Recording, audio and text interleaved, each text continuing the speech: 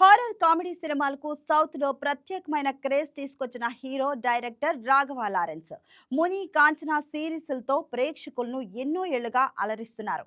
ముఖ్యంగా హారర్ తో పాటు కామెడీని కలిపి ఆయన చూపించిన స్టైల్ కు భారీ ఫ్యాన్ బేస్ ఏర్పడింది.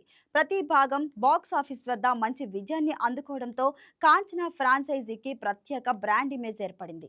అయితే ఇప్పుడు ఈ సిరీస్ కు ముగింపు దగ్గర పడినట్లు ఇండస్ట్రీ వర్గాల్లో టాక్ వినిపిస్తుంది. ప్రస్తుతం తెరకెక్కుతున్న కాంచనా 4 ఈ ఫ్రాంచైజీలో చివరి సినిమా కావచ్చని సినీ వర్గాల్లో ప్రచారం జరుగుతుంది.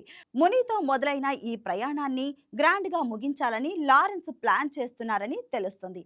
ఈ వార్త అభిమానులకు కాస్త నిరాశ కలిగించినా లారెన్స్ మాత్రం ఇకపై కొత్త జోనర్లలో సినిమాలు చేయాలని భావిస్తున్నట్లు తెలుస్తుంది.